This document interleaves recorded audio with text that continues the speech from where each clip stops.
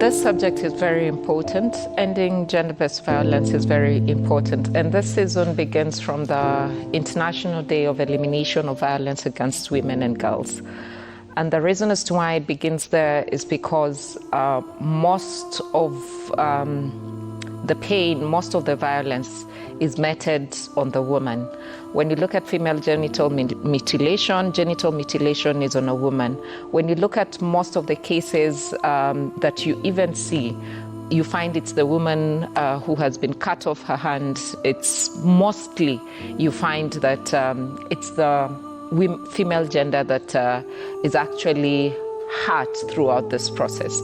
So the beginning of the 16 days of ending GBV begins with the International Day of Elimination of Violence Against Women and Girls. And as we have this conversation, we are not saying that this conversation is a war between the man and the woman.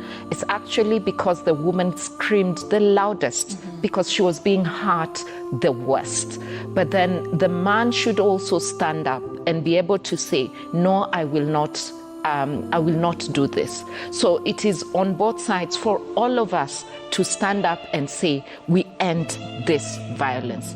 The elephant that we're trying to slay is the violence. So however we come together is actually to cut off this violence. And it begins from the family unit. It begins from our homes. It is not very far. It is not what you watch on TV. It is what happens in our homes. And that is why you saw the president stood out and said, safe homes, safe spaces. And he understood the fact that it actually starts within our homes. So it is for us to reset, to correct our ways from the very basis and to actually say no to violence. I met a guy who presented himself in a lovable manner. You couldn't imagine he would be otherwise. And this is how the story began. So this day I went to this particular person to say hi because he is my boyfriend.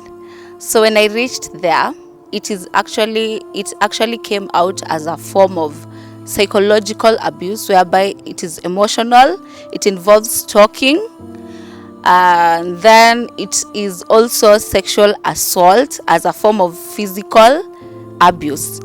So when I reached there, it was around evening. I came in with this person, and unfortunately he closed the door and the door was locked. He locked the door with a padlock and kept the keys. So I didn't know what was going on because this is someone I have known in a different way, someone who presented himself in a different manner. So while I was there, he uttered the words, I am going to know him better than how I know him. And as I've said, the door was closed.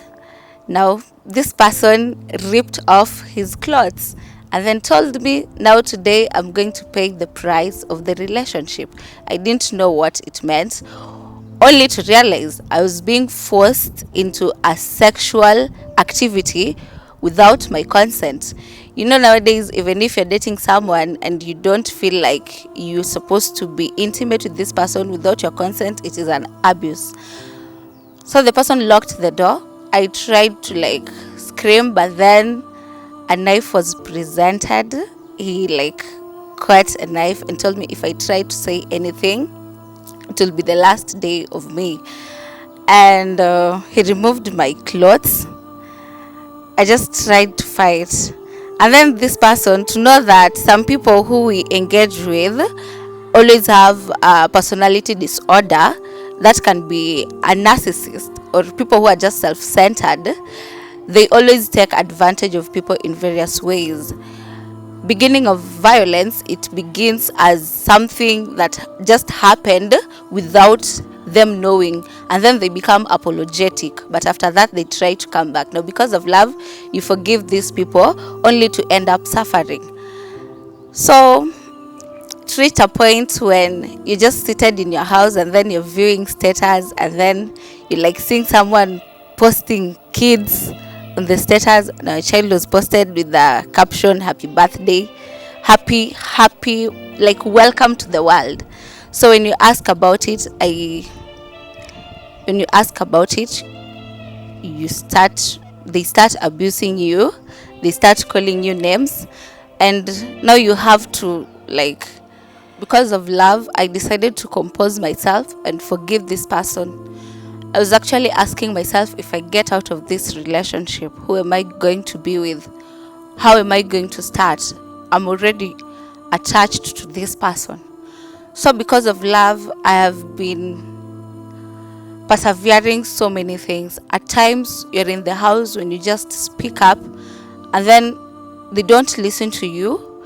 And when they make wrong decisions or just say anything, you don't have the right to speak about it. When you try to correct, you become like the perpetrator in this story, and they turn and become the victims. So anything that happens, be it sexual assault, be it physical abuse, you become the perpetrator instead of being the victim.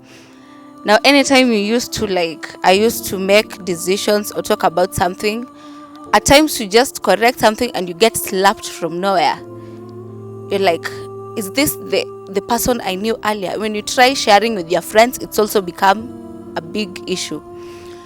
So I've persevered for a long time, and then the person started stalking me.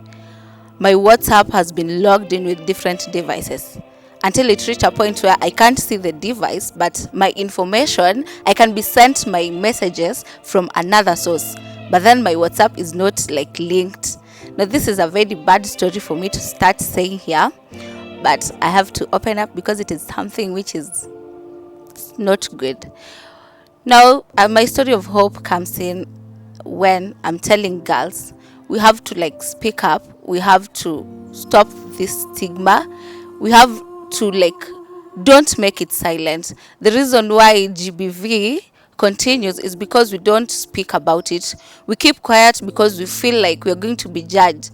I'm saying here, I was in a house and the house was locked. It was a sexual assault. Then someone is asking you, why are you two not dating? How is it a sexual assault?